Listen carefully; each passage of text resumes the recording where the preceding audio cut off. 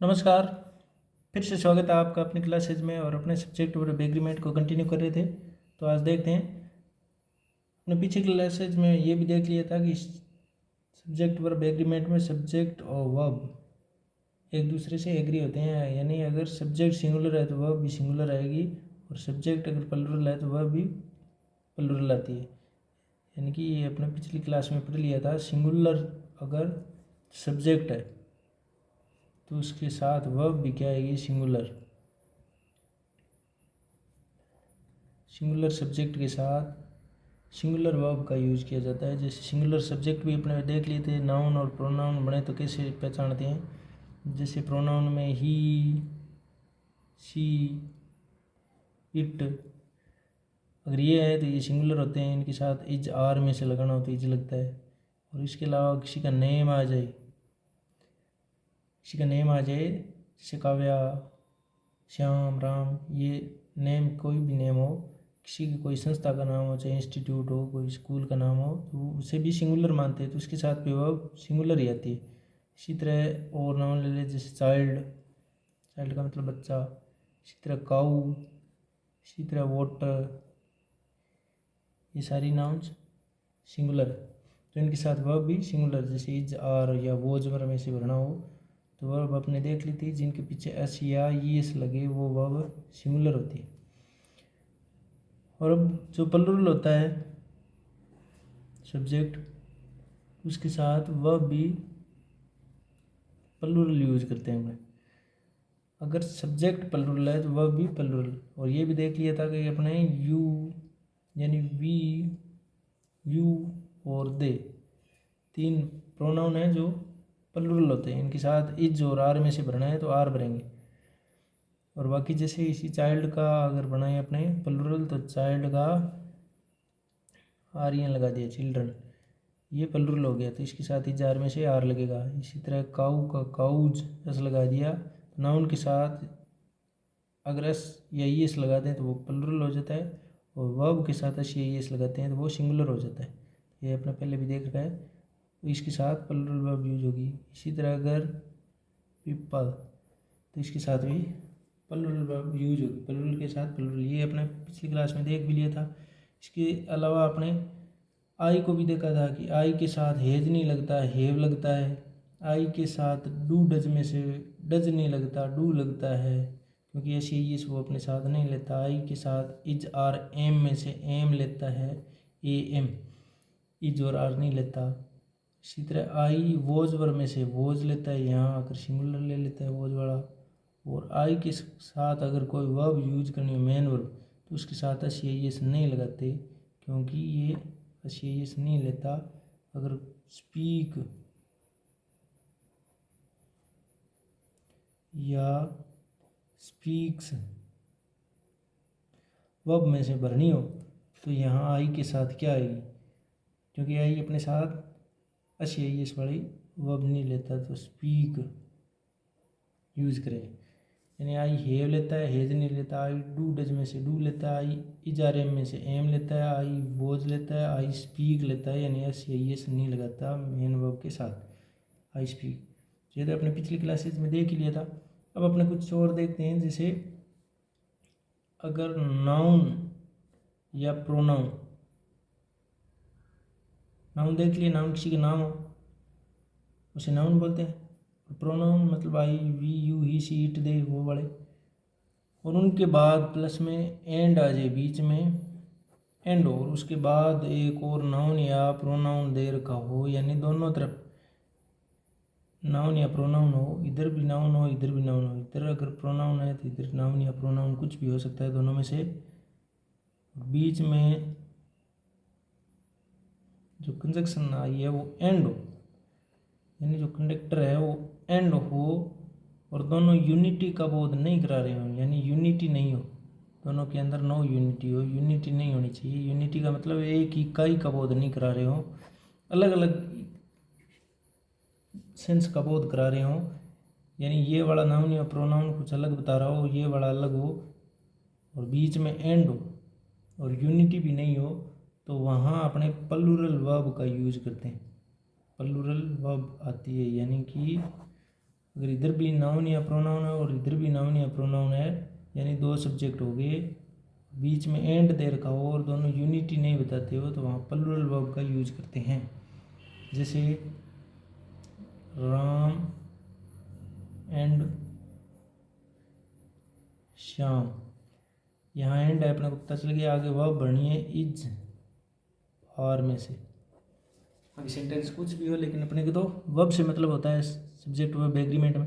Ram and Shyam, अपने को पता है नाउन और प्रोनाउन अगर एंड से पहले हो और बाद में भी नाउन या प्रोनाउन हो और वो अलग अलग सेंस दे रहे हो, यानी यूनिटी नहीं बता रहे हो, तो वहाँ प्लूरल वर्ब यूज करते हैं। तो अपने को पता है एंड के दोनों तरफ नाउन है, यानी किसी का नाम है राम और श्याम, और ये यूनिटी भी नहीं बता रहे क्योंकि ये दोनों अलग अलग व्यक्तियों के नाम है, पर्सन्स के नाम है, तो दो चीज़ें होगी। तो दो चीज़ें अपने को पता है प्लूरल होती है, बहुवचन होती है, तो दो के अकॉर्डिंग इज तो आ नहीं सकता क्योंकि इसके पीछे एस लगा है, तो ये सिंगुलर है, तो बचा आर, तो यानी यहाँ प्लूरल यूज कर लेंगे। इसी तरह जैसे the honest and the poor, इसमें भी इज और आर यूज करके देखनी है। तो अपने अभी देख लिया कि एंड के दोनों साइड अगर नाउन या प्रोनाउन दे रखा है और ये यूनिटी का बोध नहीं करा रहे हो, तो उनके लिए अपने प्लूरल वर्ब का यूज करते हैं। तो इसमें कैसे पता चले अपने को कि ये यूनिटी नहीं है? यहाँ तो दो नाम थे, राम और श्याम, अपने को पता है नाम दोनों ही अलग अलग है, तो दो अलग अलग आदमी हो सकते हैं। लेकिन यहाँ कैसे पता चले? तो यहाँ जो एडजेक्टिव दे रखा है इनसे पता चलता है कि एडजेक्टिव एंड के दोनों तरफ एडजेक्टिव द आर का है, यानी एडजेक्टिव। तो इस कारण ये जो पूरा एडजेक्टिव है, इस एडजेक्टिव के साथ जो आर्टिकल या एडजेक्टिव द यूज हुआ है, इसे ये एक नाउन का बोध करवा रहा है, यानी ये पूरा एक नाउन बन गया। तो अब ये दोनों अलग अलग नाउन हो गए क्योंकि इनके साथ एडजेक्टिव या आर्टिकल द जो यूज हुआ है वो इन दोनों को अलग अलग नाउन बना रहा है। इस कारण ये भी प्लूरल हो गया, क्योंकि ये अलग नाउन है, अलग है, तभी इनके साथ आर्टिकल या एडजेक्टिव यूज किया है और इसके साथ भी आर्टिकल यूज किया। इस प्रकार दोनों एडजेक्टिव अलग अलग नाउन हो गए, यानी ये नाउन अलग है, ये नाउन अलग है, बीच में एंड कंडक्टर दे रखा है। अपने भी पढ़ा है नाउन या प्रोनाउन एंड से पहले भी और बाद में भी हो और इनमें यूनिटी नहीं हो, यानी दोनों के साथ आर्टिकल है, तो उसमें भी प्लूरल वर्ब भरते हैं। तो इज और आर में से इसमें भी आर भरेंगे। इसी प्रकार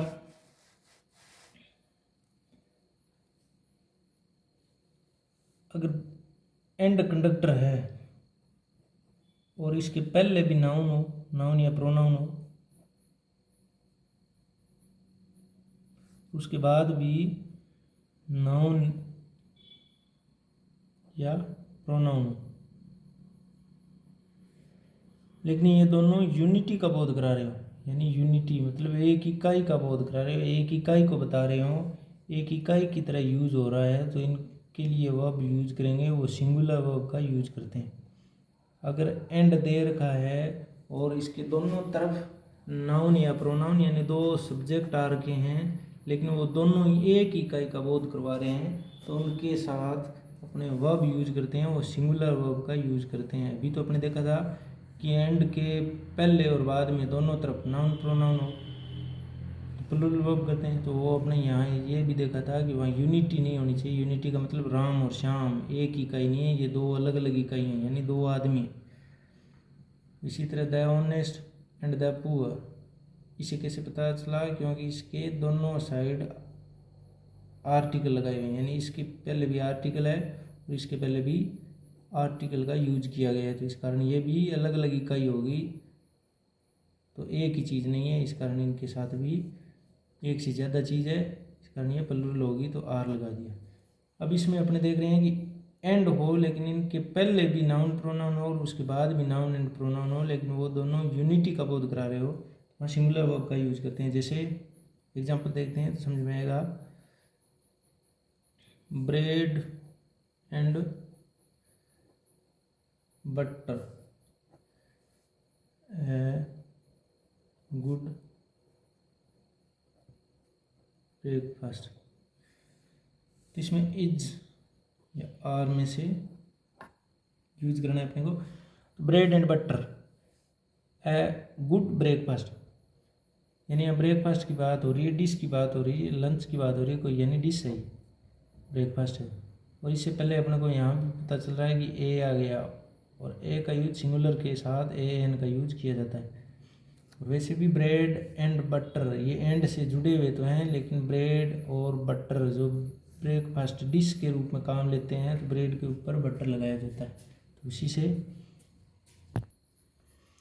से पता चल रहा है कि ब्रेड एंड बटर एक ही ब्रेकफास्ट की डिश है, यानी एक ही चीज़ है जिसे दोनों को साथ में मिलाकर खाया जाता है। तो इस कारण, इस ब्रेकफास्ट होने के कारण एक ही सेंस दे रहा है। इसके दूसरी साइड, ब्लैंक स्पेस की दूसरी साइड, यहाँ ए से भी अपने को हिंट मिल जाता है कि ए का मतलब ये दोनों मिलकर चीज़ें एक ही होने वाली है। तो एक इकाई का बोध करा रही है ब्रेड एंड बटर। तो ये इसके साथ सिंगुलर के लिए इज यूज कर देंगे। अब इसी तरह दूसरा सेंटेंस ले, स्लो एंड स्टडी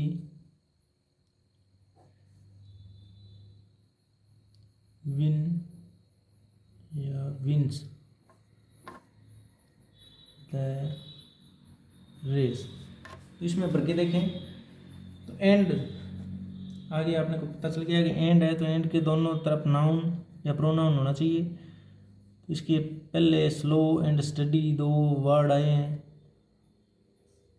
तो ये दोनों वर्ड अपने को पता है यूनिटी दर्शा रहे हैं। Slow and study the race, यानी रेस की बात हो रही है, धीरे परंतु लगातार। यहाँ एंड नहीं होता, एंड का सेंस कुछ और होता है, इस कारण ये यूनिटी को दर्शा रहा है। एंड का मतलब यहाँ बट होता है।